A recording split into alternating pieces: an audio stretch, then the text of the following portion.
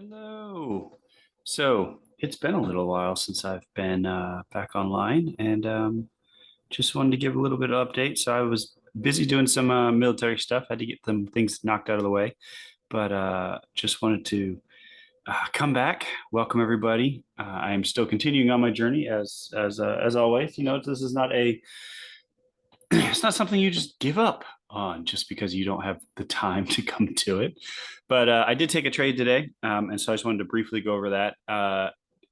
Not doing the two candle concept as Rocks teaches and things of that nature. I have gone back and forth, and I'm still going to be using that. I'm trying to implement that, but currently, right now, I mean, I'm using it's support and resistance, and just waiting for particular zones to come in, and waiting for price to get in there, looking for validation of some sort, whether it be price action or a candle pattern. And so one of the things that I was doing is I was on the 15-minute, was checking everything from a CADJPY standpoint, and I had seen price finally break through here on this particular zone. As you can see, if you get away from what we had there, you know, we have a zone that has been resistance, broke above support, minor support, and then as soon as it broke under, I started looking down on the lower level in this area for a potential trade. And so this is that same area from the 15-minute zone. Price into this level. Had I actually been at the chart around this time, I probably would have taken this entry because that is a nice entry that I like, as far as a shoot up and then a small turnover of two pretty significant bearish candles, and then targeting the low that was created before. But instead, what happened is it came back up here and felt in line for my rules for a double top.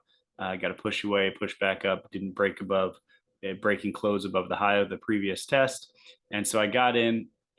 Spreads kicked me in a little bit late afterwards. And so I actually got in somewhere around here, put my stops above the zone. And then once again, my initial target, because I'm doing everything through MT4, my initial target was going to be here at the low again. And so that's what I immediately put in for.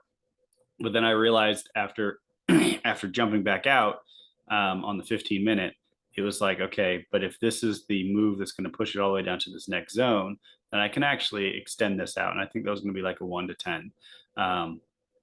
So at that previous area right here, I was going to move my stops to break even and take 50% off the trade and let the other trade run. And that way I would get half my position, or a little bit above half, as banking that, and then I'd be a risk-free trade after that. But unfortunately, I did not get all that stuff done in time. And this was actually the take profit that was set in MT4. And so it actually came across, it was like 1.7, 1.8 according to your given spread. It kicked me out right as I was making that change. It came down here and I'm like, oh shoot, I forgot to change all that. And as it did, it had already kicked me out and I couldn't make the change. So that's pretty much that for the trade. It's a simple break and retest with some confluence and validation on why I should get into a trade. And so I've put that in there, and looking at, here we go. I'm looking on my so I'm still running four different accounts at there's $50 in each account. Looking to compound those accounts, and that this should have been a compounding trade, but being back, I just wanted to make sure that I could get everything done, everything implemented, make the trade without really worrying about risking too much and trying to jump in too early. Like I said, I was gone for about a month, and so I actually This was only like a 0.01. So I think all in all, I think I may have banked like $1. But hey, it's $1. Risking what, 50 cent or so, but a little more than 50 cent. Um, so yeah, that is that.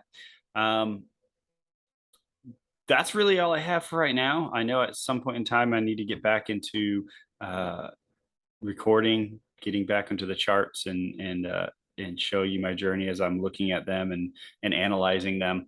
Um, and then we'll go from there. I know at one point in time I talked about just doing things that I've learned, like the basics. What is support and resistance? What is a trend? How do I justify? How do I validate a trend? What do I call as a trend? And things of that nature.